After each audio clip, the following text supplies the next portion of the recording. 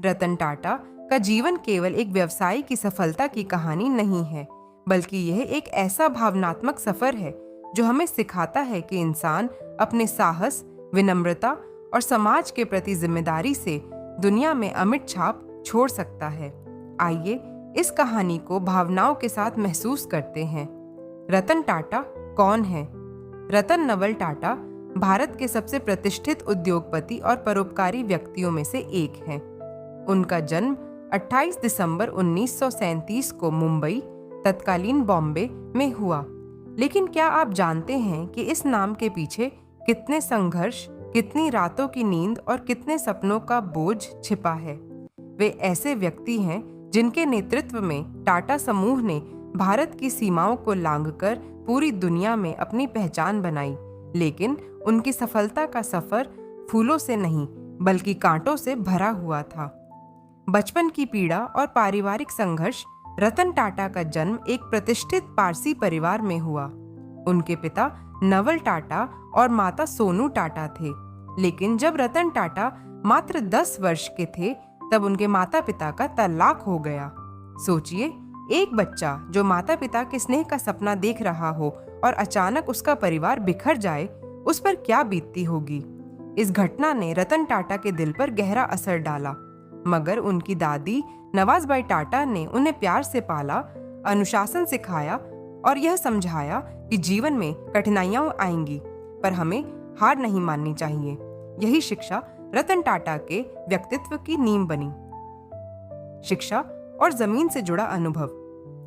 रतन टाटा ने अपनी स्कूली शिक्षा मुंबई में पूरी की और फिर अमेरिका के कॉर्नेल विश्वविद्यालय से आर्किटेक्चर और स्ट्रक्चरल इंजीनियरिंग में डिग्री हासिल की।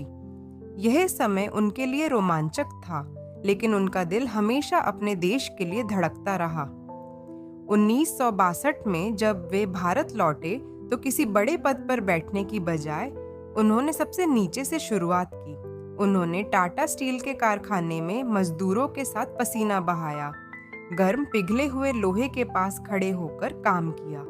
एक अमीर घर का लड़का अगर चाहता तो आराम की जिंदगी जी सकता था, लेकिन रतन टाटा ने यह रास्ता चुना क्योंकि वे समझते थे कि नेतृत्व का असली मतलब है अपने लोगों की मेहनत को महसूस करना। शुरुआती असफलताएं और हिम्मत की जीत। रतन टाटा को शुरुआती दिनों में कई बार असफलताओं का सामना करना पड़ा। 1971 में जब उन्हें नेल्को कंपनी का जिम्मा दिया गया तो यह घाटे में थी। उन्होंने कंपनी को बचाने की पूरी कोशिश की, लेकिन परिस्थितियां उनके खिलाफ थीं। उस समय बहुत से लोग उनका मजाक उड़ाते थे।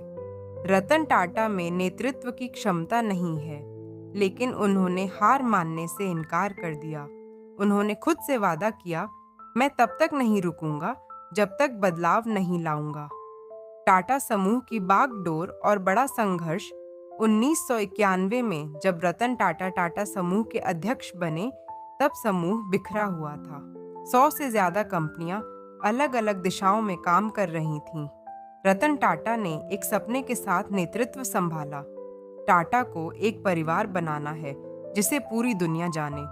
उन्होंने साहसिक फैसले लिए, सभी कंपनियों को एकीकृत कर टाटा ब्रांड के तहत लाना, गुणवत्ता और नवाचार को प्राथमिकता देना, दुनिया के बाजार में उतरने का साहस दिखाना।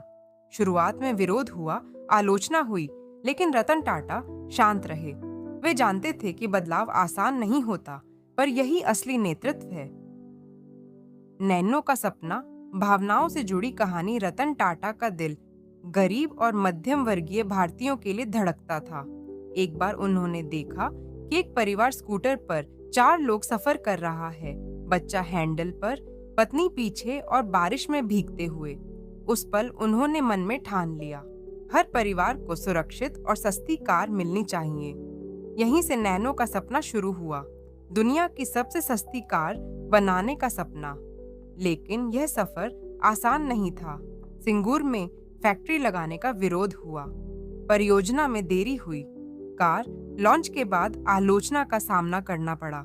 नैनो व्यावसायिक रूप से भले बहुत सफल न रही हो, लेकिन रतन टाटा का उद्देश्य मुनाफा नहीं था।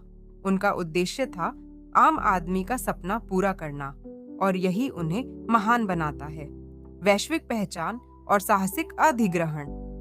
रतन टाटा ने टाटा समूह को विश्व स्तर पर स्थापित करने के लिए ऐसे फैसले लिए जिन्हें लेने से बड़े बड़े उद्योगपति डरते थे। टाटा टी ने टेटली खरीदी। टाटा स्टील ने यूरोप की कोरस स्टील का अधिग्रहण किया। टाटा मोटर्स ने जगुआर लैंड रोवर जैसी लग्जरी ब्रांड को खरीदा। शुरुआत में लोगों ने कहा, ये आत्मघाती कदम है, लेकिन रतन टाटा का विश्वास अटल था। आज ये सौदे भारत की आर्थिक ताकत के प्रतीक बन गए। विनम्रता और परोपकार। रतन टाटा का असली चेहरा। रतन टाटा भले दुनिया के सबसे सम्मानित उद्योगपतियों में से एक हों, लेकिन उनकी सादगी देख हर कोई भावुक हो जाता है। वे कर्मचारियों के दुख सुख में व्यक्तिगत रूप से शामिल होते हैं। वे कभी मुनाफे से ऊपर समाज की जरूरत को रखते हैं। टाटा ट्रस्ट के माध्यम से उन्होंने शिक्षा, स्वास्थ्य, विज्ञान और ग्रामीण विकास में अरबों रुपए दान किए। उन्होंने कभी शादी नहीं की, लेकिन उन्होंने कहा, मेरी जिंदगी मेरे देश और मेरे लोगों के लिए है। सम्मान और प्रेरणा। रतन टाटा को पद्म भूषण 2000, पद्म विभूषण 2008 और अनेकों अंतर्राष्ट्रीय सम्मान मिले, लेकिन उनका असली सम्मान उन करोड़ों दिलों में है जो उन्हें एक आदर्श के रूप में देखते हैं।